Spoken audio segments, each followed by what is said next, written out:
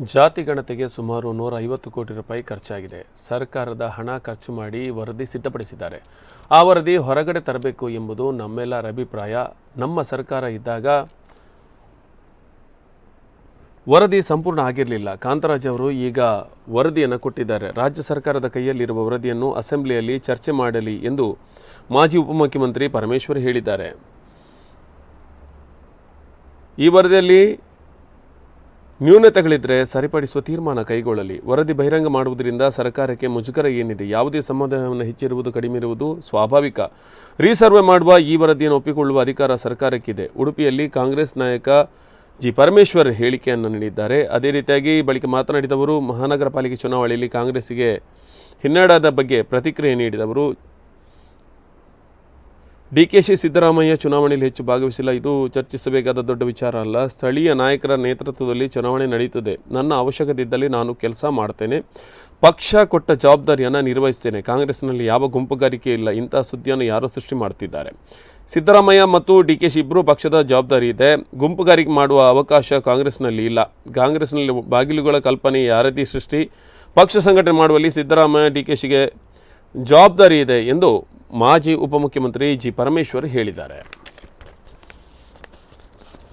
ತಾವು ಕೇಳಿದ್ರಿ ಅನ್ನೋದಕ್ಕೆ ಉತ್ತರ ಕೊಡಲೇಬೇಕಾಗ್ತದೆ.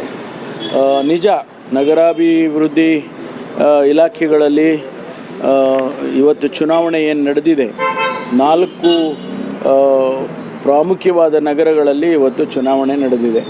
ಗುಲ್ಬರ್ಗ, ಬೆಳಗಾಂ ಮತ್ತು ಹುಬ್ಬಳ್ಳಿ ಧಾರವಾಡ ಮತ್ತು ಕಲಬುರಗಿ, ಈ ಜಿಲ್ಲೆಗಳಲ್ಲಿ ಏನು ನಡೆದಿದೆ,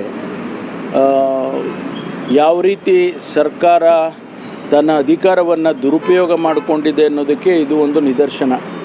ಇವತ್ತು ತಮಗೆಲ್ಲ ಗೊತ್ತಿದೆ, ರಾಜ್ಯದ ಜನತೆಗೆ ಗೊತ್ತಿದೆ, ದೇಶದ ಜನತೆಗೆ ಗೊತ್ತಿದೆ. ಈ ಚರ್ಚೆ ಯಾವ ವಿಷಯಗಳು ಬರ್ತವೆ ಗೊತ್ತಿಲ್ಲ ನನಗೆ, ಅದೇ ಅಜೆಂಡಾ ಇನ್ನೂ ಕೂಡ ಗೊತ್ತಿಲ್ಲ. ಆದರೆ ಪ್ರಾಮುಖ್ಯವಾದಂಥ ವಿಚಾರಗಳು ಅನೇಕ ವಿಚಾರಗಳಿದ್ದಾವೆ.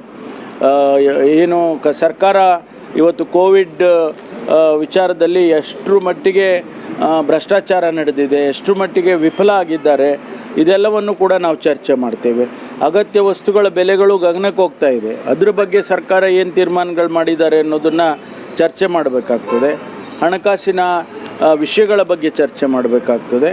ನಮ್ಮ ಕ್ಷೇತ್ರಗಳಲ್ಲಿ ಕರ್ನಾಟಕ ರಾಜ್ಯದಲ್ಲೇ ಯೋಜನೆಗಳು ಎಲ್ಲ ಸ್ಥಗಿತ ಆಗಿದ್ದಾವೆ. ಯಾವ ಕೆಲಸ ಕಾರ್ಯಗಳಿಗೆ ಹಣ ಬಿಡುಗಡೆ ಮಾಡ್ತಾ ಇಲ್ಲ.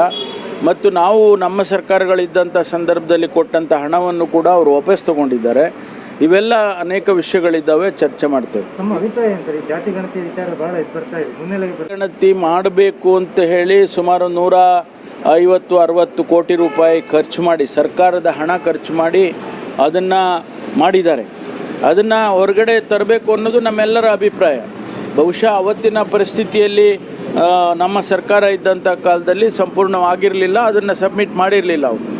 ಈಗ ಅವರು ಅದನ್ನು ಕೊಟ್ಟಿದ್ದಾರೆ. ಮಾನ್ಯ ಅಧ್ಯಕ್ಷರಾಗಿದ್ದಂಥವರು ಕಾಂತರಾಜ್ ಅವರು ವರದಿಯನ್ನು ಕೊಟ್ಟಿದ್ದಾರೆ. ಆ ವರದಿ ಸರ್ಕಾರದ ಕೈಲಿದೆ. ಅದನ್ನು ಅವರು ಟೇಬಲ್ ಮಾಡಿ ಅಸೆಂಬ್ಲಿನಲ್ಲಿ ಚರ್ಚೆ ಮಾಡಲಿ. ಅದರಲ್ಲಿ ನ್ಯೂನತೆ